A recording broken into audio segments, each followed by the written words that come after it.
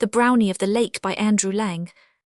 Once upon a time, there lived in France a man whose name was Jalm Rieu. You might have walked a whole day without meeting anyone happier or more contented, for he had a large farm, plenty of money, and above all a daughter called Barbaik, the most graceful dancer, and the best-dressed girl in the whole countryside.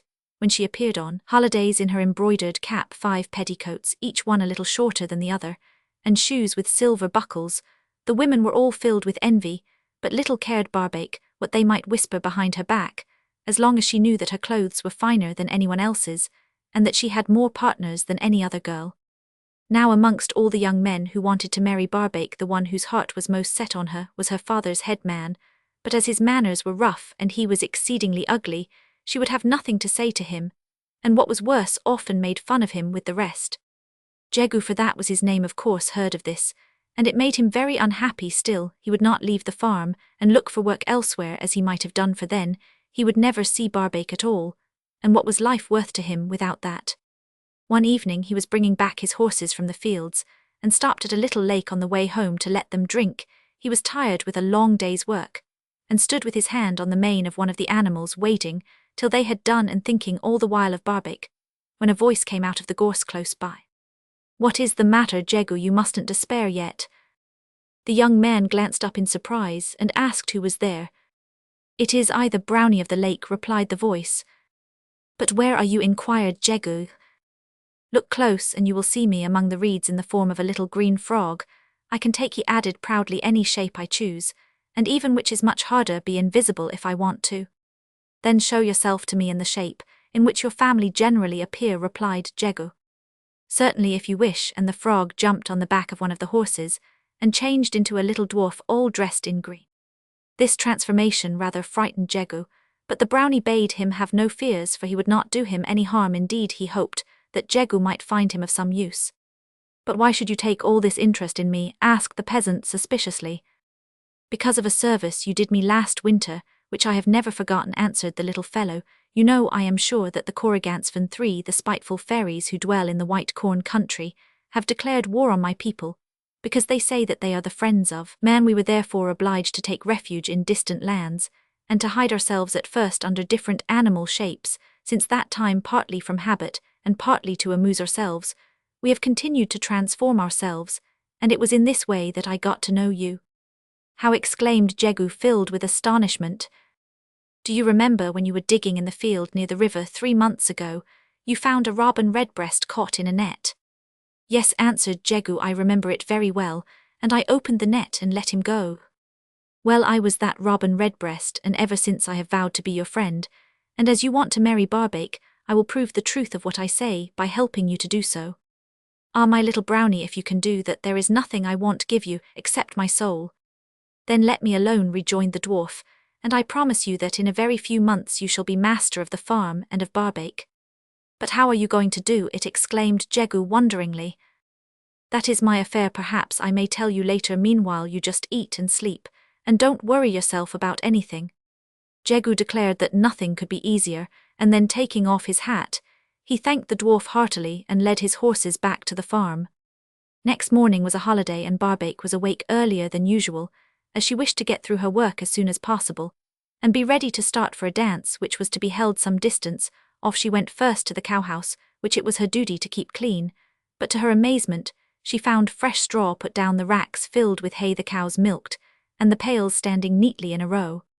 "Of course Jegu must have done this in the hope of my giving him a dance," she thought to herself, and when she met him outside the door she stopped, and thanked him for his help. To be sure, Jegu only replied roughly that he didn't know what she was talking about, but this answer made her feel all the more certain that it was he and nobody else.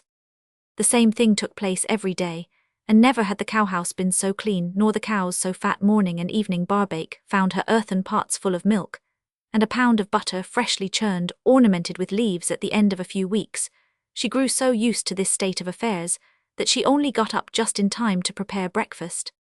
Soon even this grew to be unnecessary, for a day arrived when, coming downstairs, she discovered that the house was swept, the furniture polished, the fire lit, and the food ready, so that she had nothing to do except to ring the great bell, which summoned the labourers from the fields to come and eat it. This also she thought was the work of Jegu, and she could not help feeling that a husband of this sort would be very useful to a girl who liked to lie in bed, and to amuse herself. Indeed, Barbaik had only to express a wish for it to be satisfied if the wind was cold or the sun was hot, and she was afraid to go out lest her complexion should be spoilt. She need only to run down to the spring close by, and say softly, "I should like my churns to be full and my wet linen to be stretched on the hedge to dry," and she need never give another thought to the matter. If she found the rye bread too hard to bake, or the oven taking too long to heat, she just murmured, "I should like to see my 6 loaves on the shelf above the bread box," and 2 hours after there they were.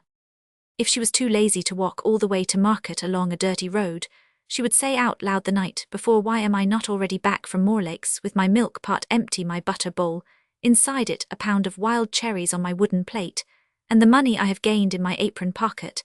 And in the morning when she got up, lo and behold, there were standing at the foot of her bed the empty milk pot, with the butter bowl inside the black cherries on the wooden plate, and 6 new pieces of silver in the pocket of her apron. And she believed that all this was owing to Jegu, and she could no longer do without him even in her thoughts. When things had reached this pass, the Brownie told the young man that he had better ask Barbaik to marry him, and this time the girl did not turn rudely away, but listened patiently to the end in her eyes. He was as ugly and awkward as ever, but he would certainly make a most useful husband, and she could sleep every morning till breakfast time just like a young lady. And as for the rest of the day, it would not be half long enough for all she meant to do. She would wear the beautiful dresses that came when she wished for them, and visit her neighbours who would be dying of envy all the while, and she would be able to dance as much as she wished. Jegu would always be there to work for her, and save for her, and watch over her, so like a well-brought-up girl. Barbaik answered that it should be as her father pleased, knowing quite well that old Ryu had often said that, after he was dead, there was no one so capable of carrying on the farm. The marriage took place the following month, and a few days later the old man died quite suddenly. Now Jegu had everything to see to himself, and somehow it did not seem so easy as when the farmer was alive, but once more the Brownie stepped in, and was better than 10 labourers. It was he who ploughed and sowed and reaped, and, if as happened occasionally, it was needful to get the work done quickly, the Brownie called in some of his friends, and as soon as it was light a host of little dwarfs might have been seen in the fields busy with hoe, fork or sickle. But by the time the people were about, all was finished, and the little fellows had disappeared. And all the payment the Brownie ever asked for was a bowl of broth from the very day of her marriage. Barbaik had noted with surprise and rage that things ceased to be done for her, as they had been done all the weeks and months before she complained to Jegu of his laziness, and he only stared at her, not understanding what she was talking about. But the Brownie, who was standing by, burst out laughing, and confessed that all the good offices she spoke of had been performed by him for the sake of Jegu, but that now he had other business to do, and it was high time that she looked after her house herself. Barbaik was furious each morning when she was obliged to get up before dawn to milk the cows and go to market, and each evening when she had to sit up till midnight in order to churn the butter. Her heart was filled with rage against the Brownie, who had caused her to expect a life of ease and pleasure. But when she looked at Jegu and beheld his red face, squinting eyes, and untidy hair, her anger was doubled. "If it had not been for you, you miserable dwarf," she would say between her teeth, "if it had not been for you, I should never have married that man, and I should still have been going to dances, where the young men would have brought me present of nuts and cherries, and told me that I was the prettiest girl in the parish, while now I can receive no presents, except from my husband. I can never dance, except with my husband. Oh, you wretched dwarf, I will never, never forgive you." In spite of her fierce words, no one knew better than Barbaik how to put her pride in her pocket when it suited her, and after receiving an invitation to a wedding, she begged the Brownie to get her a horse to ride there. To her great joy, he consented, bidding her set out for the city of the dwarfs, and to tell them exactly what she wanted. Full of excitement, Barbaik started on her journey. It was not long, and when she reached the town she went straight to the dwarfs, who were holding council in a wide green place, and said to them, "Listen, my friends, I have come to beg you to lend me a black horse with eyes, a mouth, ears, bridle, and saddle." She had hardly spoken when the horse appeared, and mounting on his back, she started for the village where the wedding was to be held.